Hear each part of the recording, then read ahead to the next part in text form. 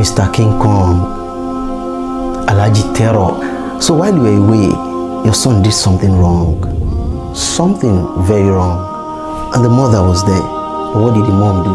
The mom threatened the child, your son, with you. She threatened the son with your fear, with your anger. That you will see what's going to happen to you today. I'm going to report you to your dad when he comes back. You're going to blame yourself for what you've done today. And they left it. And truly when you came back, the mom reported your son to you. She did all she could possibly do to embellish the story. She added a bit of emotions, helplessness and frustration. That I'm tired of this child. This child is going to kill me. I can't handle him anymore. I'm sick and tired of this child.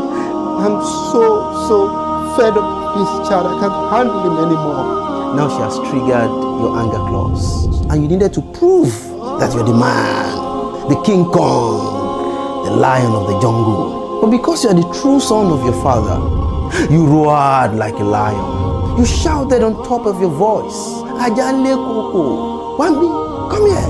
Your child ran. Within a split second, it was right before you. Looking into your face, I'm dead today. Stood down there. You brought out the belt. You started whipping. All the frustrations of Lagos traffic, you poured it on your child.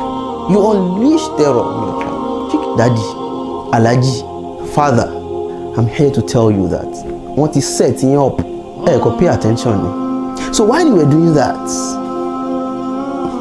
the sweet mommy, the kind mother, the nice mom, comes in again to intervene. Kilo, this is too much now. Emma Pami Lomo, Kilomo, she to eat every number, lady for you. You only get me mama for me. But she no go to bed. This is too much. I didn't say you kill my son for me. Now this is too much. Kilo day. Imagine for this work. And you looked shocked. But you just told me now that this son almost killed you. You just told me now that you're tired of this son. I'm trying to pull. She pulled the child away with a lot of emotional connections. Tó bá ń bọ́ mo sọ̀rọ̀ máa ń pọ̀ ní nǹkan tó kóra ẹ̀ sí ń sìn. Tí n bá wáyé o máa ń sìn mí ni. Èmi ò pa àwọn tó bí mi, má jẹ́ kẹ́ pa mí. Ọlọ́run má jẹ́ kẹ́ pa mí. Bí èèyàn bá tiẹ̀ bímọ, ó ṣàárọ̀ ọmọ lẹ́yìn adìyẹ. I cannot count the number of times I've heard that line. It didn't stop there. While the son was there, Sobe, the mother offers the child chicken. Ṣá gba chicken, kò gba chicken, kò jẹ. Bádẹ̀ ti ṣe kó lè fi Fanta tútù, there's a cold Fanta níbẹ̀ yẹn, kó fi sí. There's a cold Fanta níbẹ̀ kó fi sí. Ọmọ kan tó máa ń ṣe yín, tó máa bá yín sọ̀rọ̀ kẹ́ máa gbọ́. Ẹ máa wáyé, ó máa ń sinmi ní.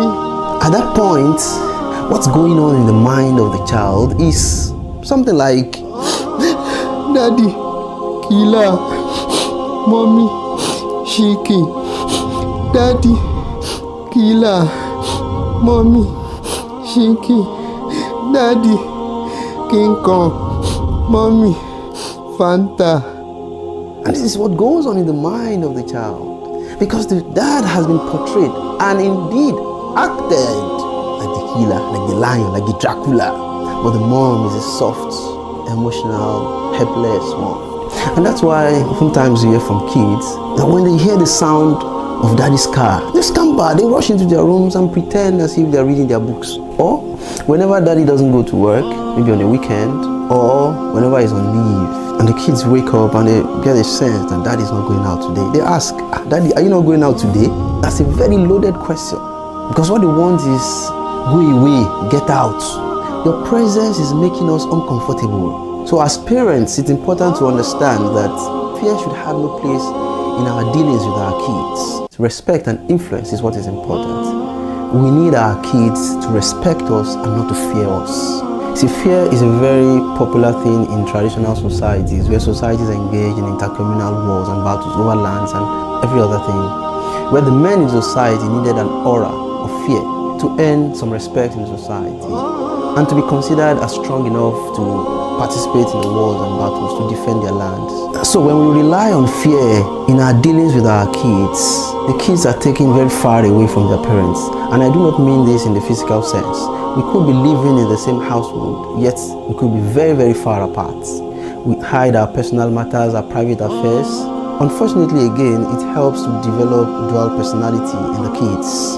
They are able to straddle between two personalities. They become conflicted over time. At home, they are cool, calm, and gentle. You see them and you think, if you put water in their mouth, come back after 24 hours, you meet it there.